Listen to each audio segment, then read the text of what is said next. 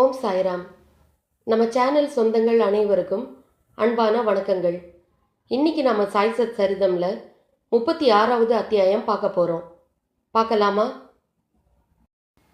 பாபாவினுடைய பக்தர், திருமணம் ஆகாதவர், நல்லா வேலை செஞ்சுட்டு இருந்தார்.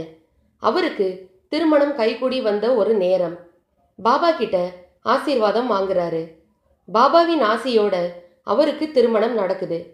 திருமணம் நடந்த ஒரு சில வாரங்களிலேயே அந்த நபர் செஞ்சிட்டு இருந்த வேலை பறி போயிடுது. ஏதோ ஒரு காரணத்துக்காக அவரை வேலையில் இருந்து எடுத்துடுறாங்க. அப்போ அவர் ரொம்ப கஷ்டப்படுறாரு. நான் தனி ஆளா இருந்தாலும் பரவாயில்ல, என்னை நம்பி ஒரு பெண் வந்துட்டா, என்னுடைய மனைவி, அவளை வச்சு காப்பாற்ற வேண்டிய மிகப்பெரிய பொறுப்பு எனக்கு இருக்கு. இந்த நேரத்தில் எனக்கு வேலை இல்லைன்னா நான் எப்படி குடும்பத்தை நடத்துவேன் அப்படின்னு பாபா கிட்ட முறையிடுறாரு. பாபா ஆறுதல் வார்த்தையை சொல்றாரு. முழு நம்பிக்கையோட உன்னுடைய திறமையை வெளிப்படுத்தி வேலையை தேடுப்பா, உன்னுடைய திறமைக்கு தகுந்த வேலை நிச்சயமா கிடைக்கும் அப்படின்னு பாபா நம்பிக்கை தர்றாரு. உடனே அவரும் என்ன பண்றாரு, வேலை தேடுறாரு. பாபாவினுடைய வார்த்தை பொய்க்காது இல்லையா?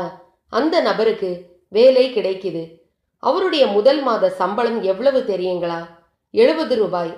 அந்த 70 ரூபாய் அப்படின்றது இதுவரைக்கும் வேலை இல்லாமல் இருந்ததற்கு இந்த 70 ரூபாய் அப்படின்றது பெரிய விஷயம் இல்லையா? ரொம்ப சந்தோஷப்படுறாரு. அந்த நேரத்தில் அந்த 70 ரூபாய் அப்படின்றது அந்த குடும்ப செலவெல்லாம் போக கையில் ஏதோ ஒரு 10 ரூபாயோ 15 ரூபாயோ மீதம் இருக்கு. அது ஒரு சேமிப்பு. அப்போ அவர் என்ன நினைக்கிறாரு, பாபாவினுடைய ஆசீர்வாதத்தினால நமக்கு கல்யாணம் ஆச்சு, பாபாவினுடைய ஆசீர்வாதம் நமக்கு வேலையும் கிடைச்சது. ஆனா பாபாவினுடைய ஆசிரமத்திற்கு நம்மளால எதுவுமே செய்ய முடியலையே, பாபாவினுடைய அருளால் தான் நமக்கு வேலை கிடைச்சது. பாபாவினுடைய ஆசிரமத்திற்கு ஏதாவது ஒரு தொகையை நாம கொடுக்கணும். ஆனா இந்த 10 ரூபாய் 15 ரூபாய் அப்படின்றது ரொம்ப சின்ன தொகையா இருக்கே. அதனால எனக்கு சம்பளம் உயர்ந்துச்சுன்னா, இன்னும் நல்ல சம்பளம் நான் வாங்கும் போது நான் முதலில் வாங்கின அந்த 70 ரூபாய் சம்பள தொகையை பாபாவினுடைய ஆலயத்திற்கு நன்கொடையாக நான் கொடுத்துடுவேன் அப்படின்னு மனசுக்குள்ள வேண்டிக்கிறாரு. அவர் வேண்டிய ஒரு சில வாரங்களிலேயே அவருக்கு சம்பள உயர்வு கிடைக்குது. சம்பள உயர்வு அப்படின்றது 1 மடங்கு 2 மடங்கு இல்லை, பல மடங்கு உயர்ந்து ஆயிரக்கணக்கில் அவர் சம்பளம் வாங்குறாரு. அந்த மாதிரி வாங்கின அந்த நேரத்தில் அவர் பாபாவினுடைய ஆலயத்திற்கு செலுத்துறதா வேண்டிக்கிட்ட அந்த 70 ரூபாய் அதை செலுத்த மறந்துட்டாரு. இப்படி பல மாதங்கள் கழியுது. அந்த இடைப்பட்ட காலத்தில் அவர் எத்தனையோ ஆலயங்கள் எத்தனையோ நன்கொடைகள் தர்றாரு. எவ்வளவோ குழந்தைகளின் கல்வி செலவுக்கு பணம் தர்றாரு. எவ்வளவோ ஏழைகளுக்கு உதவி செய்கிறாரு. ஆனாலும் தான் செலுத்துவதாக வேண்டிக் கொண்ட அந்த 70 ரூபாய் அவருடைய மைண்டுக்கு வரவே இல்லை. இப்படியே ஒரு சில வருடங்கள் ஆகுது. அவர் நல்லா தான் இருக்காரு. ஆனா நல்ல சம்பளம் வருது, நல்ல உதவி செய்கிறார், பாபாவினுடைய ஆலயத்திற்கு வர்றார், எல்லாம் செய்கிறாரு. ஆனா அவர் செலுத்துறேன்னு வேண்டிக்கிட்ட அந்த 70 ரூபாயை அவர் செலுத்தவே இல்லை. ஒரு சில வருடங்களுக்கு பிறகு அவருக்கு குழந்தை பிறக்குது. அந்த குழந்தைக்கும் மொட்டை அடிக்கிறது, காது குத்துறது, இதெல்லாம் கரெக்டா நடந்துகிட்டே இருக்கு. அந்த குழந்தையும் வளர வளர சில தடங்கல்கள் அந்த குழந்தையினுடைய வாழ்க்கையில வருது. அப்பா என்னவோ நல்லா செலவு பண்றார், நிறைய தான தர்மங்கள் பண்றார். ஆனா குழந்தைக்கு எந்த ஒரு செயலை எடுத்தாலும் தடங்கல். ஸ்கூல்ல சேர்க்கணுமா, ஏதாவது ஒரு தடங்கல். காலேஜுக்கு போகணுமா, ஒரு தடங்கல். வேலைக்கு போகணுமா, ஒரு தடங்கல். இப்படி அந்த குழந்தை திருமண வயது வரும் வரை அந்த குழந்தைக்கு எல்லாமே தடங்கல். அந்த குழந்தையால போராட முடியல. யாரு? இந்த பாபாவினுடைய பக்தரின் குழந்தையால நிறைய தடங்கல்களை சமாளிக்க முடியல. தன்னுடைய குழந்தை இவ்வளவு கஷ்டப்படுறானே அப்படின்னு சொல்லிட்டு அந்த பக்தர் என்ன பண்றார், நான் கஷ்டப்படும் போது, நான் சிரமத்தில் இருந்த போது எனக்கு கை கொடுத்தவர் பாபா தான். அதனால உனக்கும் இதே பாபா தான் வாழ்க்கையில துணை இருப்பார். அதனால நாம பாபா ஆலயத்திற்கு போகலாம் அப்படின்னு சொல்லிட்டு இந்த குழந்தையை கூட்டிக்கிட்டு வழக்கம் போல பாபாவினுடைய ஆலயத்திற்கு போறாரு இந்த பக்தர். பாபாவினுடைய ஆலயத்திற்கு போகும்போது அவர் எல்லாமே தெரிஞ்சவர் இல்லையா, அவர் புரிஞ்சுக்கிட்டாரு இந்த குழந்தையின் பிரச்சனை என்னங்கிறது அவர் தெரிஞ்சுக்கிட்டாரு. ஆனால் அதற்கு காரணம் அந்த குழந்தை இல்லை அப்படிங்கிறதையும் பாபாவுக்கு தெரியும். பாபா புரிஞ்சுக்கிட்டாரு. ஆனா இந்த குழந்தையின் அனைத்து பிரச்சனைக்குமே காரணம் அப்பாதான் அப்படின்றது அவருக்கு அது தெரியல, தந்தையாருக்கு அது தெரியல.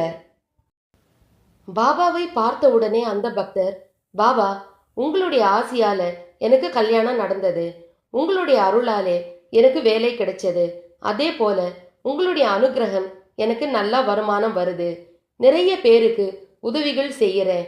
ஆனா என்னுடைய குழந்தையின் வாழ்க்கையிலே எது எடுத்தாலும் தடங்கலாக வருது பாபா. இதுக்கு நான் என்ன செய்கிறது? ஏன் பாபா என் குழந்தைக்கு இப்படி நடக்குது? நான் நிறைய குழந்தைகளுக்கு நல்லது செய்கிறேனே, ஆனா என் குழந்தைக்கு இந்த மாதிரி தடங்களா வருதே அப்படின்னு தந்தைக்கே உரிய ஒரு மன வேதனையில கேட்கிறார். பாபா எதையுமே கேட்கல. அவருக்கு தான் எல்லாமே தெரியுமே. அந்த குழந்தையை ஆசீர்வாதம் பண்ணிட்டு ஒரு 70 ரூபாய் கொடுப்பா அப்படிங்கிறாரு. யாருக்கிட்ட? அந்த பக்தரின் குழந்தை கிட்ட, பையன்கிட்ட கேட்குறாரு. ஒரு 70 ரூபாய் கொடுப்பா அப்படிங்கிறாரு. அப்போ அந்த பையன் தன்னுடைய சட்டை பையிலிருந்து 70 ரூபாயை எடுக்கிறான். எடுக்கும் பொழுது பாபா சிரிக்கிறாரு.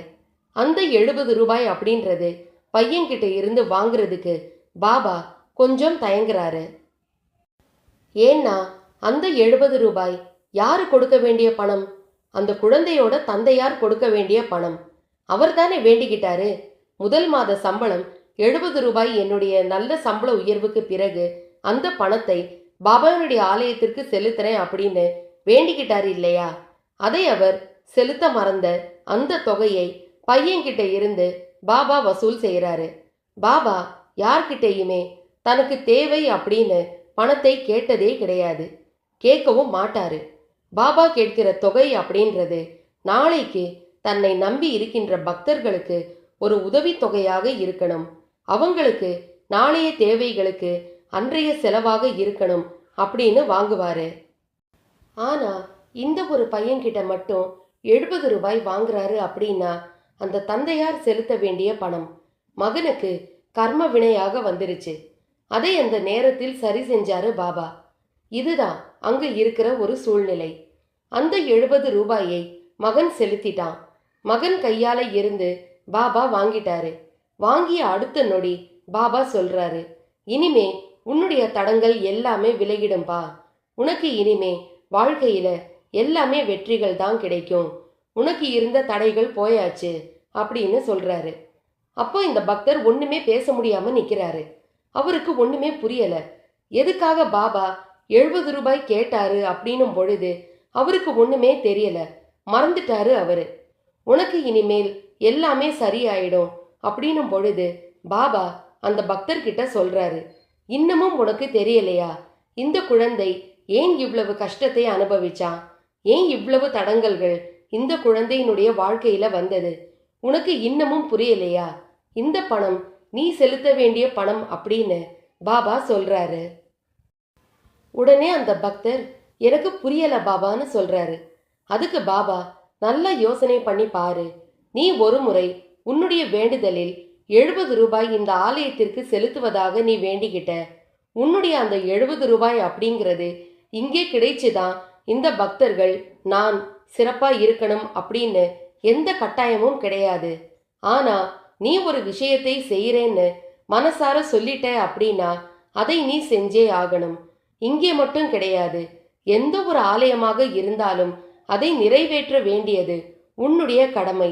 நீ மனசுல நினைச்சிட்டியோ அல்லது வாய் விட்டு சொல்லிட்டியோ, எதுவாக இருந்தாலும் அதை செயல்படுத்த வேண்டியது உன்னுடைய கடமை. நீ செயல்படுத்த தவறிட்ட, அதனுடைய பிரதிபலன், அதனுடைய கர்ம வினை உன்னுடைய மகன் அனுபவிச்சுட்டு இருந்தான். நீ செய்த தவறுக்கு உன்னுடைய மகன் எதுக்காக கஷ்டப்படணும்? உன்னுடைய மகனின் வாழ்க்கையில எதற்காக தடைகள் வரணும்?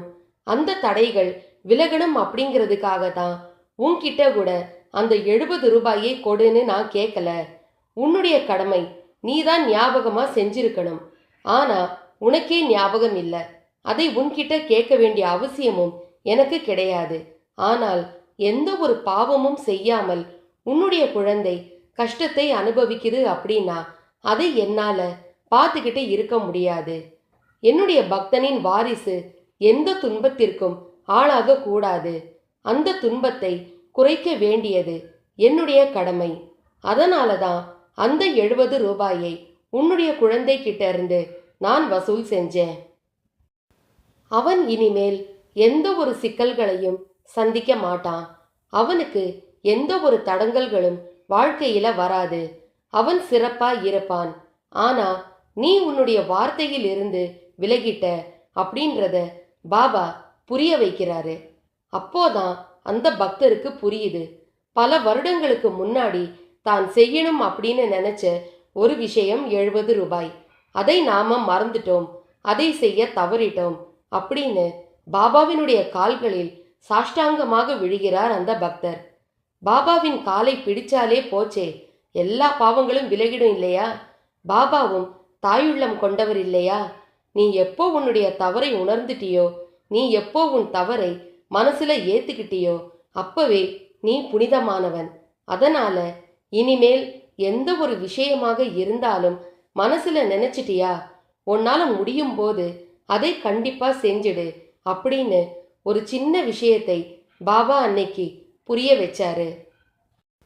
இதுதான் பாபா. அவர்களுக்குரிய தண்டனையை அவர்கள்தான் அனுபவிக்கணும். அவர்களுடைய வாரிசு அனுபவிக்க கூடாது அப்படிங்கிறதுல பாபா ரொம்ப உறுதியா இருந்தாரு. தன்னுடைய பக்தனின் வாரிசு அவன் ஏன் தேவையில்லாம கஷ்டப்படணும் அப்படின்னு பாபா தனக்கு வரவேண்டிய, தனக்கு செலுத்த வேண்டியதாக இருந்த அந்த 70 ரூபாயை அந்த பக்தனின் குழந்தையிடமிருந்து வசூல் பண்ணிட்டாரு. ஏன்னா உனக்கு வாழ்க்கையில் எந்த துன்பமும் உன்னுடைய தந்தையால வரக்கூடாது. அந்த கர்ம வினை அப்படிங்கிறது உனக்கு தொடரக்கூடாது. அந்த கர்ம வினையை அந்த நிமிடம் பாபா போக்கி அந்த குழந்தையின் வாழ்க்கையை ரொம்ப தெளிவுபடுத்திட்டாரு. நாம கூட பாபாவினுடைய ஆலயத்திற்கு ஏதாவது செய்யணும் அப்படின்னா ஞாபகமா செஞ்சிடணும். செய்ய தவறிட்டோம் அப்படின்னா ஏதாவது ஒரு வகையில பாபா நமக்கு உணர்த்திக்கிட்டே தான் இருப்பாரு. அதை நாம சரியா புரிஞ்சுக்கணும். அதை நாம புரிஞ்சுக்கிட்டோம் அப்படின்னா பாபா நம்மளை ரொம்ப நல்லா வாழ வைப்பாரு. அது நமக்கு புரிய வைக்கிறதுக்காக எத்தனையோ விஷயங்கள் நடக்கும். கரெக்டா புரிஞ்சுக்கிற வரைக்கும் பாபா நம்மளை விடவே மாட்டாரு. ஏன்னா பாபா பக்தனின் மனசுல கரெக்டா சரியான நேரத்துல வந்து அவர்களுடைய தவறுகளை சுட்டி காட்டக்கூடிய தாய்தான் பாபா. அதுதான் பாபாவினுடைய வேலையும். நீ இது செய்யறேன்னு சொன்னல, கரெக்டா செஞ்சிடு. நீ மற்றவங்களுக்கு கடனாளியாக இருக்காதே. அது நானாக இருந்தாலும் சரி, யாராக இருந்தாலும் சரி. தன்னுடைய பக்தன் யாருமே இன்னொருத்தருக்கு கடனாளியாக இருப்பதை பாபா என்னைக்குமே ஏத்துக்கிட்டது கிடையாது. அந்த நிலைமையில பாபா வச்சதும் கிடையாது. அதுதான் பாபா. இதுதான் சாய்சத் சரிதம் 36வது அத்தியாயத்துல சொல்லப்பட்டிருக்கு. அதாவது தன்னுடைய பக்தர்கள் யாராக இருந்தாலும் எந்த ஒரு சூழ்நிலையிலும் கடனாளியாக இருக்கக்கூடாது அப்படின்றத பாபா ரொம்ப அழகா உணர்த்தி இருப்பாரு. இன்னைக்கு சாய்சத் சரிதம் 36வது அத்தியாயம் உங்க எல்லாருக்கும் ரொம்ப பிடிச்சிருக்குன்னு நான் நம்புறேன். ஜெய் சாய்ராம்.